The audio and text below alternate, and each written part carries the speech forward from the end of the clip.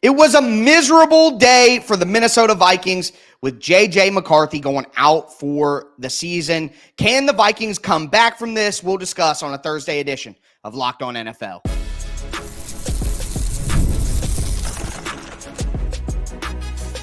You are Locked On NFL, your daily NFL podcast. Part of the Locked On Podcast Network, your team every day.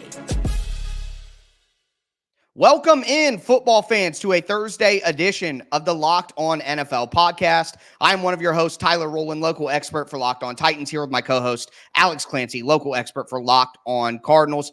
On today's show, we're going to talk about a miserable day for the Minnesota Vikings. Also, are there any surprise teams that could swoop in and trade for Brandon Aiyuk? And could Jordan Love win more championships than Aaron Rodgers did in Green Bay? We're going to discuss all of that. Before we do want to let you know that today's episode is brought to you by FanDuel Sportsbook. Make every moment more. As the playoffs wind down, the sports stop sporting like we want them to. But this summer, FanDuel is hooking up all customers with a boost or a bonus daily. That's right. There's something for everyone every day, all summer long. Visit FanDuel.com to get started. And thank you for making Locked On NFL your first listen each and every day, Monday through Friday. NFL content all year round, always for free. Make sure that you get subscribed, stay subscribed. It's your team every day here on the Locked On Podcast Network. But with that being said, Alex, we'll just hit the news first. It was a tough day for the Minnesota Vikings and the Minnesota Vikings fan base.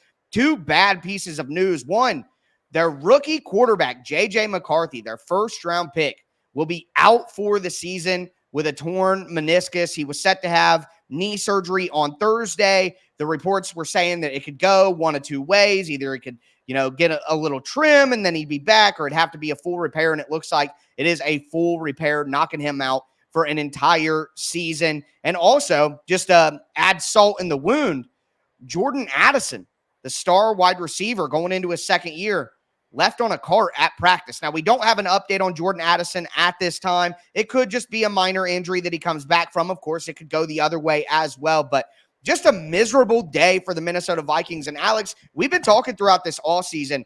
I have said it's been a miserable offseason for Minnesota. To lose Kirk Cousins, go to Sam Darnold, like Sam Darnold is some answer. This is my position on this. As a guy who covers a team that also is kind of in a rebuild situation. You got some good players on the team, but you're basically kind of restarting with a new quarterback. Minnesota is not winning a Super Bowl this year with Sam Darnold. They're not. They're simply not going to win a Super Bowl with Sam Darnold. So if they're not going to win a Super Bowl with Sam Darnold, the only thing that really matters for Minnesota is having their young quarterback take steps forward. So the fact that their young quarterback isn't even going to be able to play and start to gain that chemistry with Justin Jefferson and start to get reps in that offense and get comfortable, the only thing that really matters this season for Minnesota is taking steps to get J.J. McCarthy to be the guy. And the fact that he's not even going to be around, and basically they got to start that process all over again next year, that's tough. And quite honestly, the word is correct. That is miserable for the Minnesota Vikings. Yeah, man. I mean, it's definitely terrible. You don't want anybody to get hurt. Right. And if you wish injuries on other people, I got nothing for you. J.J. McCarthy was going to be a project, it seemed, initially anyways. Right. You would assume Sam Darnold would have been the starter, even though J.J. flashed through a couple of really nice touchdown passes to wide open receivers in the first preseason game. But Sam Darnold was going to be the guy initially. And the one thing that I thought of first, even before Jordan Addison went down, because we had like 10 minutes between those two things, it was about a day, right, was that Justin Jefferson contract is very, very expensive. And that's another year where that's going to be on the books, where they're not going to be competing. And it led me to think like, could they trade Justin Jefferson now that everything has changed? You could get 3 first-round picks for Justin Jefferson maybe. Like, is that something that's on the table now? Now, back to the initial injury itself.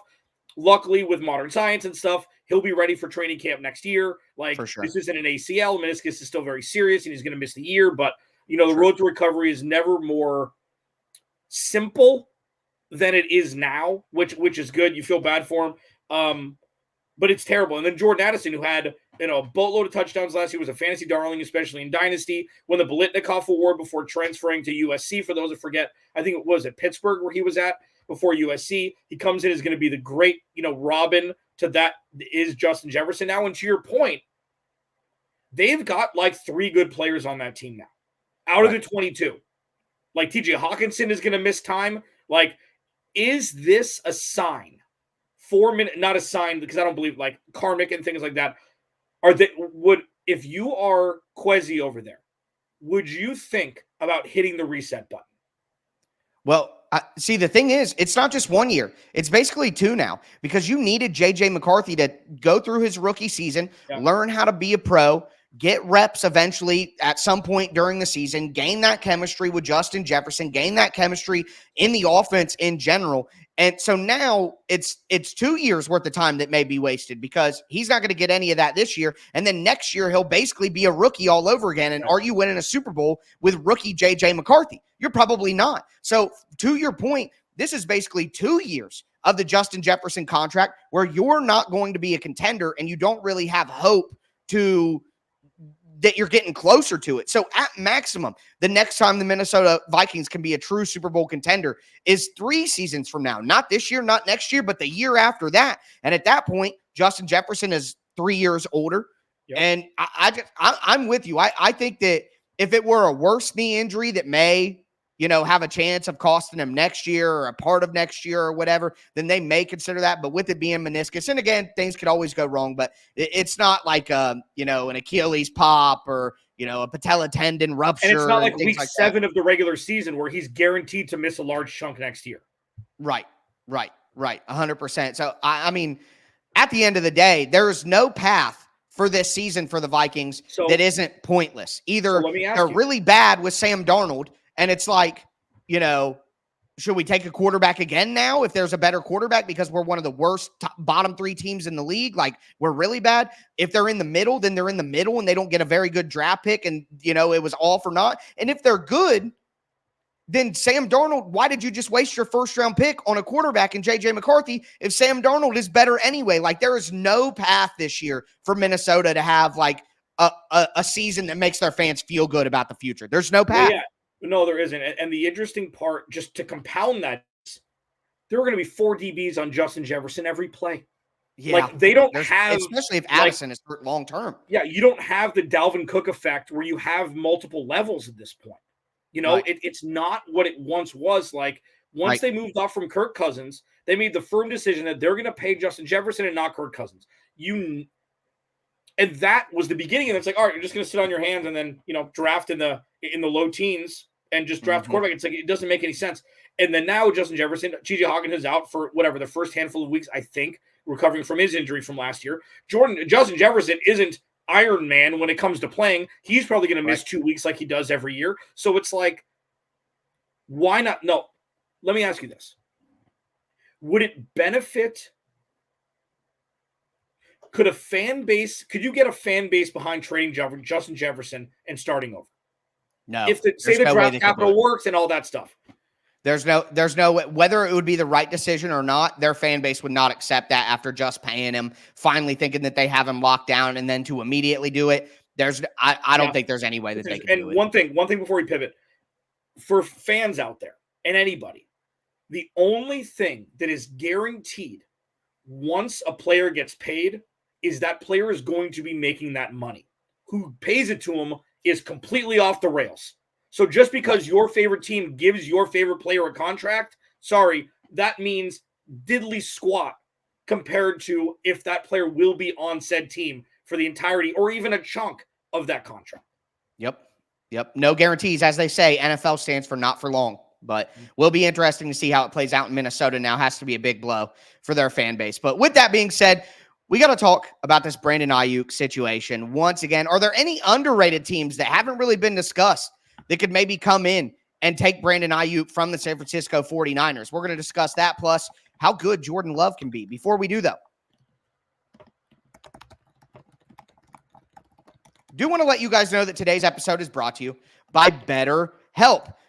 What are your self-care non-negotiables? Maybe it's you never skipped leg day. Maybe it's you make sure to give yourself a cheat meal once a week. Maybe you never skip therapy day. Look, when your schedule is packed with kids' activities, big work projects, and more, it's easy to let your priorities slip. But when you feel like you have no time for yourself, that's when your non-negotiables like therapy are more important than ever. I've worked with BetterHelp before. It was a fantastic experience. So if you're thinking about starting therapy, give BetterHelp a try. It's entirely online. It's designed to be convenient, flexible, and suited to your schedule. Never skip therapy day with BetterHelp.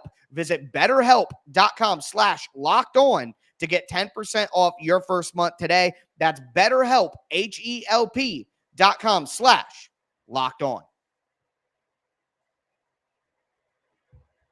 All right, football fans, let's continue this Thursday edition of the Locked On NFL podcast. Talked about the miserable day for the Minnesota Vikings. Say that 5 times fast. I tell you, it's been a struggle all episode long. But now we're going to talk about a little bit of Brandon Aiyuk, which also has been a struggle, quite honestly. I mean, it's been a struggle to figure out where he's going to go for these teams. It's been a struggle at this point to continue to give Brandon Aiyuk the pop, after all the conversations. But I did want to take it in a different direction so we could have a little bit of fun with this. So we know about the Pittsburgh Steelers. We've heard about the Browns and the Patriots. Maybe the Washington Commanders early on were involved. But, what are some teams maybe that could go get Brandon Aiyuk? And for the moment, we'll hold on the salary cap, how much salary cap this team has. Look, they can make it work no matter what. You make the contract different. You lower the cap hit in year one. Any team can make it work if they want to. But is there any underrated team out there that you think should swoop in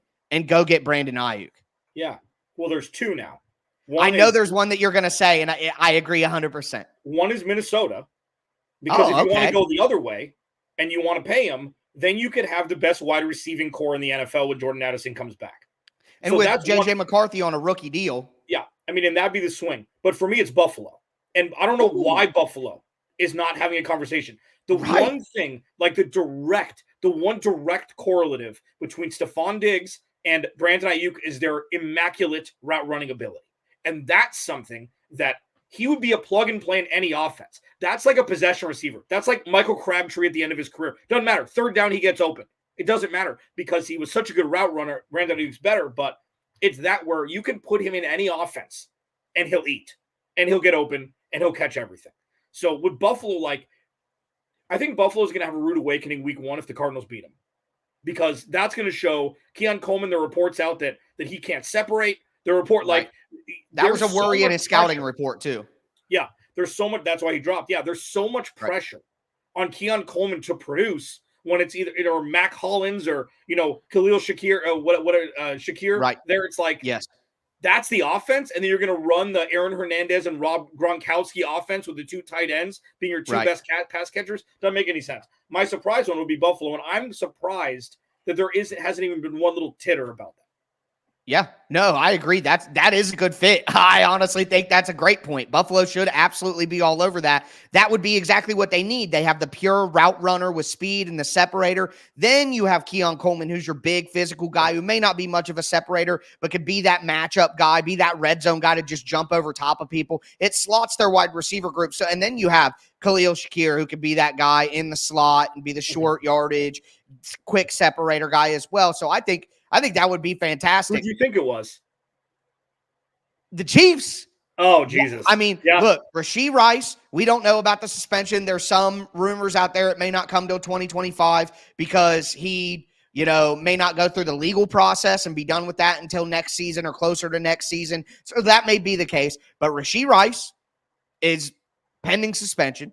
And I think at this point, it would be fair to say him staying out of trouble the rest of his career is not guaranteed at this point with the offseason he's had. And then you have Marquise Brown, who's now out for 4 to 6 weeks with a shoulder injury. And Marquise Brown is a guy who's always been hurt his entire career. He's small. He always gets hurt. And Xavier Worthy is the same kind of guy. He's very fast. He's showing off. He looks fantastic in camp.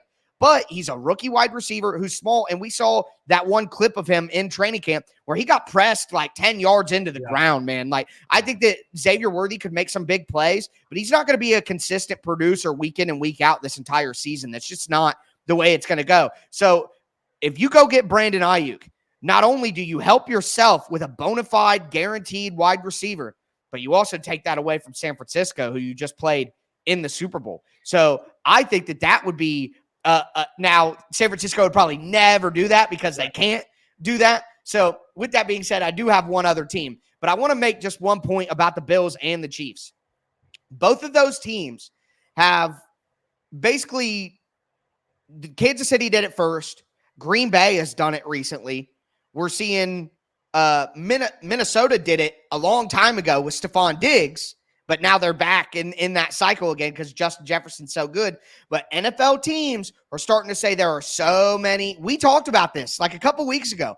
There are so many good wide receivers coming out of college. Why would I pay one guy $30 million a year when I could do like the Packers? Draft a Wicks, draft a Dobbs, draft a Jaden Reed, draft a Christian Watson, have a wide receiver by committee like how teams do the running back position. Some of the better teams in the NFL are starting to do. Buffalo did it this offseason. They said, why would we pay Stephon Diggs more money and give him an extension or give him new money after the year when we could just go draft a bunch of guys in the mid rounds? And there are so many good wide receivers in college now that we're going to have a wide receiver by committee. So with Kansas City and Buffalo, maybe they would never do that because they have moved to the next phase of NFL roster building where you treat wide receiver like we do running back right now. And we were way ahead of that. We were ahead of that by 2 years. We're like, look at this. It's only going to get worse or, more prominent. Not worse necessarily. Now, I will say one thing about the Chiefs. If it were to be them, like say they were to offer them, a first, Xavier Worthy, and a second next year, whatever it is. They give them the sweetheart package. They're going to extend them. The thing about them is Chris Jones has already been paid. Travis Kelce's already been paid. Patrick Mahomes will never be the highest paid quarterback in the NFL because Tom Brady gets it. And they don't need young players as much as other teams because every single player who wants a chance to win a Super Bowl will take half the money and come play for the Chiefs. They don't need young guys to make the salary cap work forever. They're the New England until Patrick Mahomes retires. Nobody ever gets paid. You get your stars. The one thing about the Chiefs is they got to make a move quickly for that number one because Travis Kelce's not getting any younger. You can't bail out with him consistently. Be a year early, not a year late. Right. So, and then one other thing is if the 49ers... I have another one too, though. But this is... Let's go inside baseball here even more. If the 49ers want a chance at beating the Chiefs, you trade Brandon Aiyuk to the Bills. Because the best way to not face the Chiefs is to have a damn team beat them in the AFC Championship. Have someone else beat them. Yeah, like the Rams got the Bengals. You know what I mean? Yeah, exactly. If the Rams would have got the Chiefs, they weren't winning that. So I do want to say one last team, and as someone who not only covers the Titans, but I am a Titans fan as well. I'm not breaking any news here. It does hurt me to say it, but Jacksonville, they let Calvin Ridley leave, and Brandon Aiyuk is like a better version, a younger version of Calvin Ridley. Great speed, great route runner. And now that they have a big physical X and Brian Thomas Jr., who can finally fill that role for them properly, they can have their Z wide receiver, Christian Kirk in the slot. That would be, and Trent Baalke is the GM in Jacksonville, and he's been much maligned, which he should be for what he's done. But he may still have some leftover connections in San Francisco's front office when he was there with Jim Harbaugh, and that may be able to grease the skids for a deal. So I think if a team really was serious, I know they just went out and got Gabe Davis, but you could throw Gabe Davis in the deal back to San Francisco. I would consider that for Jacksonville as well. Now, But Tyler, talking about replacing players with other players, Jordan Love had the exact same stats as Aaron Rodgers did during his first year, starting through the first 8 weeks, I think, last year, to the yard, to the touchdown, to the percentage of completions. Exact. We're living in a simulation. Is there a world that Jordan Love can win more Super Bowls than Aaron Rodgers did in Green Bay? That's next. That's a tease, ladies and gentlemen. Locked On NFL Thursday. Today's episode of Locked On NFL is brought to you by our friends at FanDuel. I love sports. Tyler loves sports. I love them so much. I want them to never stop. But as the playoffs are winding down, obviously, and pretty much done, we get fewer games, obviously, and the sports aren't sporting like we want them to. But FanDuel lets me keep my sports momentum going whenever I want. All I have to do is open the app and dream up any bets at any time I'm in the mood. And this summer, FanDuel's hooking you up, all of you, with a boost or a bonus every day, daily. That's right. There's something for everyone every day, all summer long. So if baseball's your favorite sport, man, this is your time to shine. This is your March Madness for the next couple months. If you want to bet a future on who's going to win the AFC South or the NFC West, you can do it at FanDuel. Head over to FanDuel.com and start making the most out of your summer. FanDuel, official sports betting partner of Major League Baseball. He is Tyler Rowland at Tic Tac Titans on Twitter. I'm Alex Clancy at Clancy's Corner _. He hosts Locked On Titans. I host Locked On Arizona Cardinals. Thanks for making Locked On NFL your first listen free wherever you get your podcast and on YouTube, part of the Locked On Podcast Network. Your team every day. Does Jordan Love have not only the potential, the future pacing talent, the infrastructure, the culture, the head coach to win more Super Bowls than Aaron Rodgers did? I'm going to take this one first. We talk about Aaron Rodgers a lot, but not in a sense of, I wonder if he's in his darkness retreat. I don't give a rip about that. It's more what's in between the lines and in between his, thick head when his ego runs rampant. Unfortunately, the origination story of Brett Favre and Aaron Rodgers both very much looked like the origination story of Jordan Love. Now, the Brett Favre wasn't drafted by the Packers. That's really the only difference. Different. But they were all sweethearts. Everybody loved them. They all played different, and then things changed. So with Jordan Love, he had more time, obviously, on the Pine to immerse himself in Green Bay culture. Tyler, there are some things that we know about Jordan Love already if they future pace at 70% of what we saw last year. He's going to be a Pro Bowler. They're going to win a whole bunch of games. He's going to have a whole bunch of happy wide receivers, and they're going to compete in the NFC North every year, which is what we've seen from the Packers forever. Is the defense going to be good enough for him to win Super Bowl, something that Aaron Rodgers didn't necessarily get, or special teams against San Francisco when they ended up losing a couple years ago in a late round game?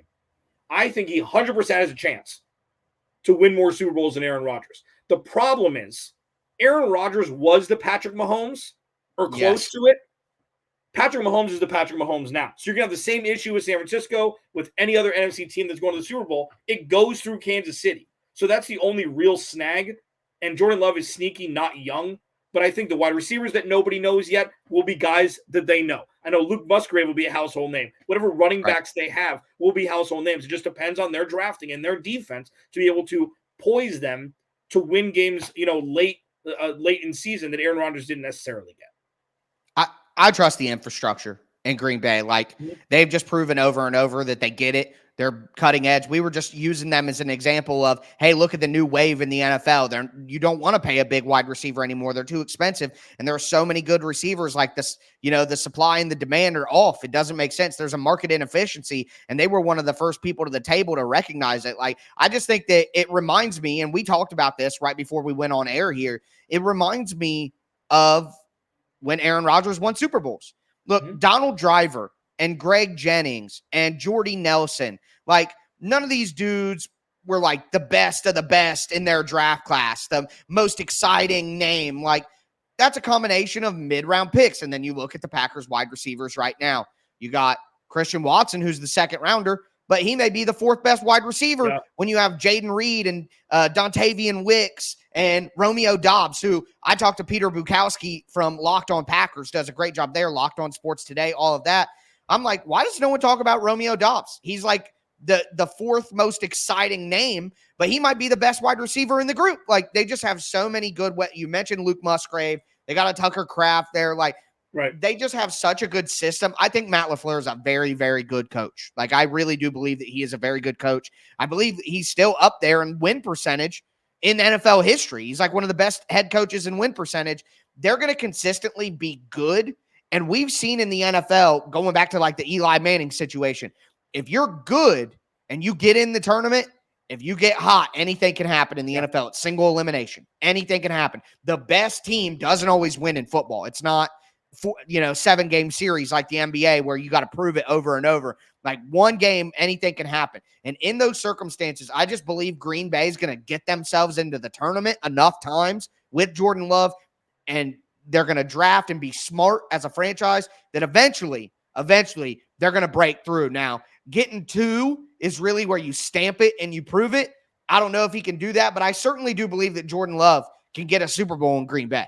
Yeah, the NFC North is ever changing. Now you're going to beat Minnesota twice in 2024. So that's 2 wins. Yes. That is 2/9 of what it takes to get to the playoffs. Immediately. There's, barring any sort of unforeseen things, it's Jordan Love threw one terrible pass in his first playoff in his first playoff loss in San Francisco last year. It was towards the end of the game. It was kind of a Brett Favrean throw for sure across his body, across the field. which is But hilarious. he played excellently the rest of that game. This dude came in, didn't play very well early on, and then the last half of the season, he was a top 10 quarterback in the league. Like, it was so quick when the lights turned on. His receivers stopped dropping balls, and Christian Watson came back and caught some touchdown passes. Like, you're still in the age of rooting for Jordan Love, because as many good quarterbacks as there are in the NFL, everybody wins. It doesn't matter what uniform they're wearing. It's always good. And then, the NFC North's going to be tough with Detroit leading the charge. We'll see what happens with Chicago this year. But I very much think that Jordan Love has the inner workings in between his ears on the field, the team where it's a bunch of B receivers. You'd rather have a bunch of B receivers than one A+ receiver and a bunch of C minuses. So that's something that they're going to be this metronome effect where it's like they're not going to waver. They're not going to beat themselves. And that's what the Packers have always not done. They just don't beat themselves. Aaron Rodgers, because they don't have an owner. It's because they don't have an owner. They don't have a stupid owner who's been the best of the best their whole life, who thinks that they can just dominate anything and will force the team into bad decisions. That is such an advantage that they don't have to listen to some headstrong, crazy billionaire who wants what he wants. You know what I mean? Like, that is an advantage, and that's why they always make the smart move, because they're not just one crazy man calling the shots. They're a group of people who will get fired, or we'll have to move on. Like, it's not permanent. So I think that's an advantage for him. Yeah, for sure. I mean, when you look at the functioning organizations, remove the problem, and it's usually the player. Like Carson Wentz in Philly and Green Bay. Like, Brian Gutekunst did not deserve, by NFL standards, to keep his job over Aaron Rodgers. And all Brian Gutekunst has done is just run that race.